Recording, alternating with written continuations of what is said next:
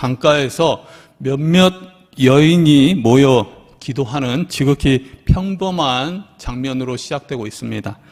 얼핏 지나칠 수 있는 이 작은 모임이 놀랍게도 유럽 선교의 문을 여는 그러한 순간이었다는 거죠. 하나님은 언제나 이렇게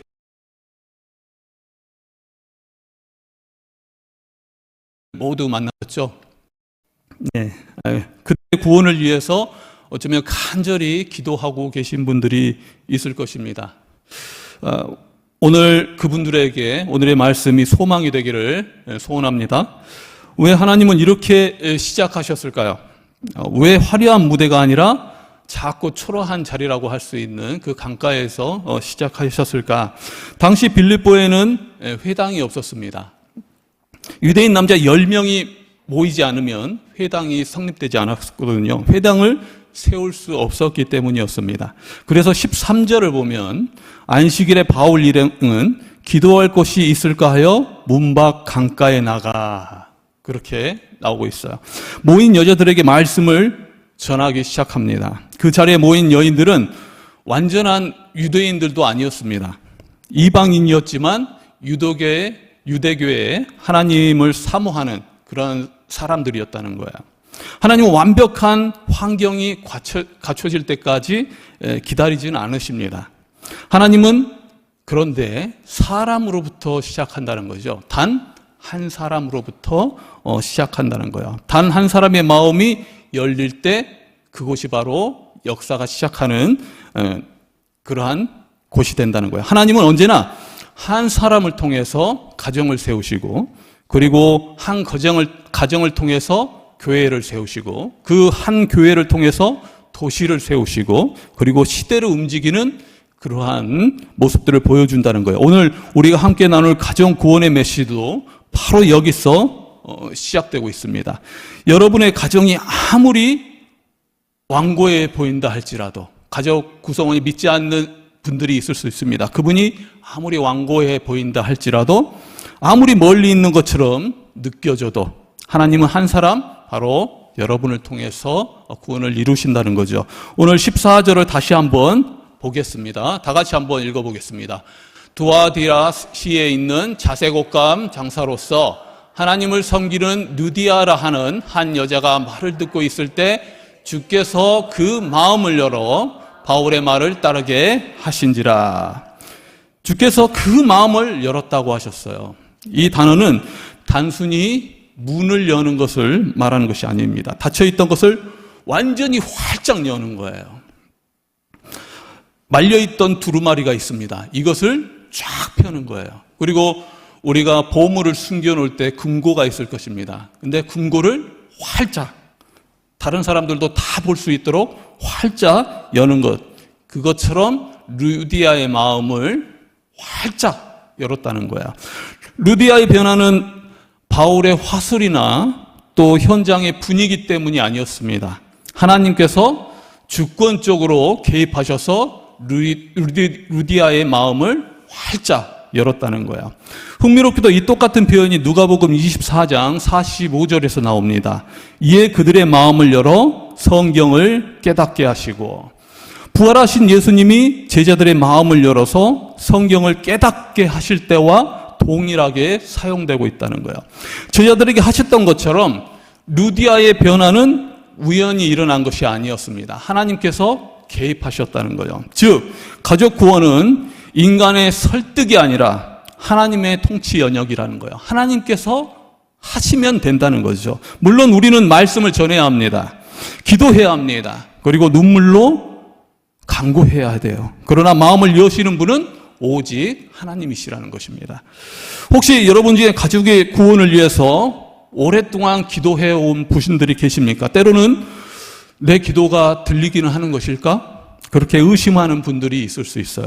내가 뭔가 잘못하고 있는 것은 아닐까? 그렇게 생각하는 분이 있을 수도 있습니다. 그렇지만 자책할 필요가 없다는 거예요. 오늘 이 말씀이 여러분께 위로가 되기를 바랍니다. 여러분의 가족이 완고해 보이는 것은 여러분의 부족함 때문이 아닙니다. 아직 하나님의 때가 있을 때라는 거예요. 루디아의 마음을 여신 그 하나님께서 여러분 가족의 마음도 반드시 열어주실 것을 믿습니다. 가족을 위해서 기도했는데 그토록 완고했던 분이 어느 날 이렇게 말하는 경우가 있어요. 한번 가볼까? 마음이 바뀌는 경우를 주변에서는 바라봅니다. 그때가 바로 하나님께서 개입하셔서 마음의 문을 활짝 열게 하시는 거예요. 그리고 여러분의 눈물의 기도는 결코 땅에 떨어지지 않을 것이라 믿습니다. 왜냐하면 하나님께서 보고 계시고 기억하고 계시기 때문이라는 거죠. 가족의 완고함보다 하나님의 주권이 더 크고 가족의 거부보다 하나님의 은혜가 더 강하다는 사실이에요. 우리는 단지 순종하면서 기도하면 됩니다. 그러면 때가 됐을 때 마음의 문을 분명히 열어주실 것을 믿습니다. 그런데 본문을 자세히 보면 한 가지 더 눈에 띄는 것이 있습니다. 루디아는 이미 하나님을 섬기는 자였다는 거예요. 이 말이 무엇을 뜻하는 것일까? 루디아는 이미 경건한 사람이었다는 것을 말하는 것입니다. 그녀는 이방인이었지만 안식일마다 기도처로 나오고 있었습니다. 유대인의 하나님을 알고 싶어 했고 그분을 경외하면서 따르고자 애쓰는 사람이었다는 거예요. 그런데 왜 하나님은 그녀에게 바울을 통해서 다시 복음을 듣게 했던 것일까? 그것은 경건만으로는 구원에 이를 수 없기 때문이라는 거예요. 루디아는 하나님에 대해서 알고 있었으나 그분께 나아가는 유일한 길인 예수 그리스도에 대해서는 알지 못하고 있었습니다. 예수 그리스도를 진정으로 인격적으로 만나지는 못하고 있었다는 거예요. 하나님에 대해서는 알고 있었지만 그 하나님께서 자신의 죄를 위해서 독생자 예수 그리스도를 보내주셔서 우리를 구원했다는 사실에 대해서 그 복음에 대해서는 듣지 못하고 있었다는 사실이에요. 그래서 바울은 그녀에게 도덕을 더 가르치지도 않았고 경건을 더 강조하지도 않았습니다. 오직 예수 그리스도의 십자가 복음을 전했을 뿐이라는 거예요. 왜냐하면 사람을 구원한 것은 종교적 성실함이나 그 분위기나 경건 때문에 구원할 수 있는 것이 아니라는 거예요. 오직 예수 그리스도를 믿는 그 믿음 안에서 구원을 받는다는 거죠.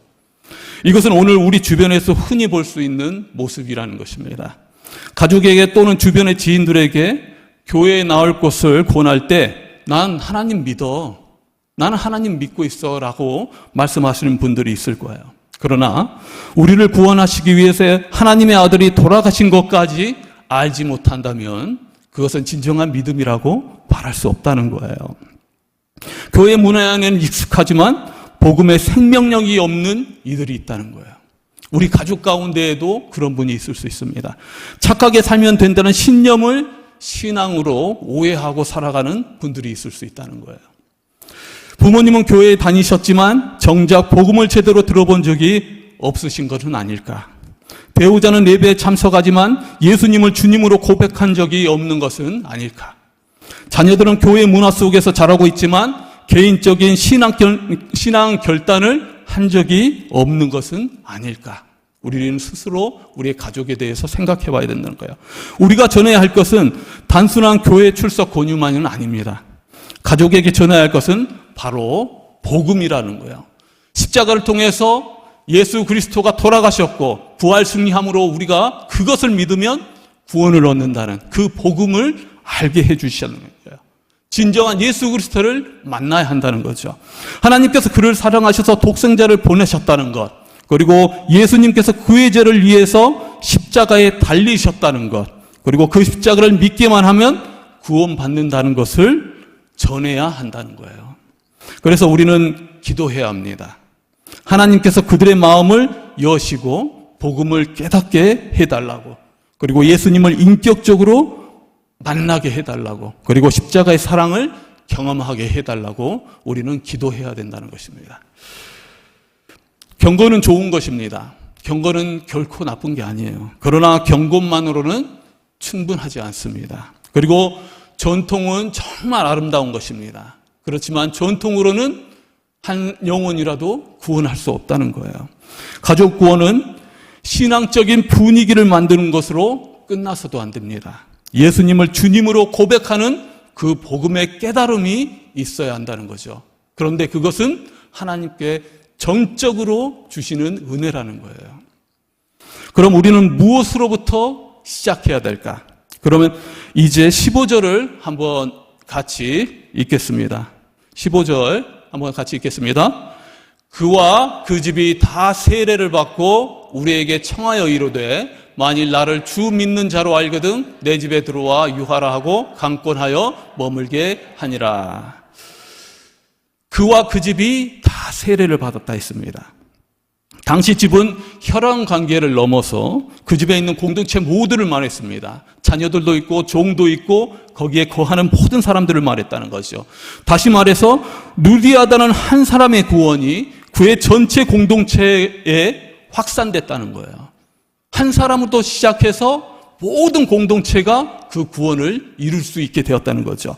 주님과의 인격적인 만남이 주님이 진정한 구원자라고 고백한 한 사람을 통해서 그 가정 전체로 확장되게 되었다는 거예요. 구약의 여호수아를 기억하십니까? 여호수아 24장 15절에서는 이렇게 선언하고 있습니다. 오직 나와 내 집은 여호와를 섬기겠노라 하니. 여호수아의 그 한 사람을 통해서. 또한 사도행전 같은 장 후반부에 나오는 빌립보 간수의 이야기도 똑같은 패턴을 보여주고 있습니다. 바울이 간수에게 말합니다. 사도행전 16장 31절의 말씀을 보면 다 같이 한번 읽겠습니다. 이르되 주 예수를 믿으라 그리하면 너와 내 집이 구원을 받으리라 하고. 그리고 실제로 사도행전 16장 34절의 말씀을 보면 이것도 다 같이 한번 읽겠습니다. 그와 온 집안이 하나님을 믿음으로 크게 기뻐하니라. 누가는 의도적으로 루디아의 가정과 이 간수아의 가정의 그 이야기를 나란히 배치하고 있습니다. 한 사람으로 시작해서 가장 전체로 확장되는 패턴, 이것이 바로 하나님이 일하시는 방식이라는 거예요. 루디아의 변화된 삶이 가족들에게 영향을 미쳤을 것입니다. 그리고 루디아가 경험한 은혜가 자연스럽게 가정으로 흘러갔다는 얘기예요. 그것은 누구로부터 시작하냐? 루디아 한 명으로부터 시작한다는 거예요. 바로 여러분 한 명으로부터 가정의 구원이 시작된다는 거죠. 사랑하는 성도 여러분, 바로 여기에 가정 구원의 비밀이 있다는 거예요. 여러분이 먼저 서면 가정이 움직이기 시작합니다. 여러분이 먼저 변화되면 가정이 변화된다는 거예요. 한 아내가 예수님을 만나고 변화되자 남편이 그 변화를 보고 교회 문을 두드리기 시작합니다. 한 남편이 술을 끊고 온유해지자 아내가 당신을 변화시킨 그 예수님을 나도 믿고 싶어요 라고 고백하게 된다는 거야. 여러분이 먼저 세상이 줄 수 없는 평안을 누리고 살아갈 때 가족들은 여러분을 변화시킨 그 하나님을 궁금해하기 시작합니다. 그리고 언젠가 복음을 받아들이게 된다는 거죠. 복음이 우리 안에서 능력으로 나타날 때, 우리 안에서 진정으로 우리의 삶을 통해서 능력으로 나타날 때 가족들이 그것을 보고 마음을 열기 시작한다는 거예요. 가족뿐만이 아닙니다. 주변의 많은 사람들, 우리를 보는 많은 사람들이 구원을 이끌게 된다는, 그것은 바로 한 사람의 변화를 통해서 이루어지게 된다는 것이죠. 이 시간 우리 스스로를 이렇게 믿음으로 바라봤으면 좋겠습니다. 가족 모두를 구원하기 위해 먼저 여러분에게 믿음을 허락하셨다. 그러한 믿음으로 우리 스스로를 바라봤으면 좋겠어요. 이제 이 모든 흐름이 한 곳을 향해서 흘러가고 있습니다. 루디아는 세례를 받은 후에 바울 일행을 자기 집에 머물게 하는 장면으로 끝이 납니다. 만일 나를 주 믿는 자로 알거든 내 집에 들어와 유하라. 이후에 루디아의 집은 곧 무엇이 되었습니까? 빌립보 교회가 되었다는 거예요. 사도행전 16장 40절에 보면 이런 말씀이 나옵니다. 두 사람이 옥에서 나와 루디아의 집에 들어가서 형제들을 만나 보고 위로하고 가니라. 그 두 사람은 옥에서 나와서 어디로 갔습니까? 루디아의 집으로 갔는데 그 교회로 가게 된 거예요. 사도행전 16장 40절이 증명하듯이 빌립보 교회는 구원받은 한 가정에서 시작됐다는 것입니다. 그것이 바로 초대교회의 모습이었다는 거예요. 너무 당연한 이야기지만 교회는 제도가 아닙니다. 한 사람 한 사람이 만나는 공동체가 바로 교회라는 거예요. 구원받은 한 사람 한 사람이 만나는 것, 그리고 한 가정 한 가정이 모인 것이 바로 교회라는 거죠. 그리고 구원받은 가정이 바로 교회라는 거예요. 사랑하는 성도 여러분, 오늘 이 흐름을 기억했으면 좋겠습니다. 강가에 기도 모임이 있었습니다. 그리고 거기에서 한 사람 루드의 마음이 열리기 시작했습니다. 그리고 그 집 전체가 세례를 받았습니다. 그리고 구원을 받았습니다. 루드의 집이 빌립보 교회가 되었습니다. 그리고 유럽 선교의 문이 열렸다는 거예요. 이 모든 것이 어디에서 시작되었습니까? 회당도 없고 빌립보 강가 몇 명의 여인들 중 단 한 사람으로부터 시작됐다는 거죠. 혹시 지금 어떠한 생각을 하고 계십니까? 우리 가족은 너무 완고해. 절대 변하지 않을 거야. 우리 부모님은 너무 나이가 많으셔서 어떻게 신앙을 가질 수 있을까? 우리 자녀는 이미 세상에 물들어서 돌아올 가망이 없어. 그러나 생각해 보시기 바랍니다. 루디아가 속했던 빌립보에는 회당조차 있지 않았습니다. 조건이 갖춰지지 않았다는 거예요. 환경이 좋지 않았습니다. 그럼에도 하나님께서는 거기서 시작했다는 거예요. 그곳이 어느 곳이든 하나님께서 역사하시면 이루어집니다. 또 그분이 어떤 분이든 상관이 없습니다. 하나님께서 하시면 됩니다. 하나님께서 구원을 이끄시면 구원이 이루어진다는 거예요. 또 우리가 기억해야 할 점은 하나님께서 마음을 여셔야 하시지만 또한 하나님은 우리의 기도를 사용하신다는 거예요. 우리가 한 이름을 놓고 눈물로 정말 간절함으로 부르짖을 때 하나님은 그 이름을 기억하신다는 것입니다. 그래서 우리의 기도는 결코 헛된 것이 아니라는 거예요. 포기하나 낙심하지 않았으면 좋겠습니다. 우리가 기도를 멈추지 않으면 하나님께서도 일하시는 것을 절대 멈추지 않으신다는 사실이에요. 여러분의 눈물을 흘리며 기도하는 하나, 그리고 변화된 삶 흔적 하나, 그 하나가 결국 믿음의 가정을 이루게 하고 그 가정을 교회가 되게 하고 시대를 살리는 통로가 되게 한다는 사실을 믿었으면 좋겠습니다. 그것은 바로 여러분 한 분으로부터 시작하게 된다는 거예요. 믿으십니까?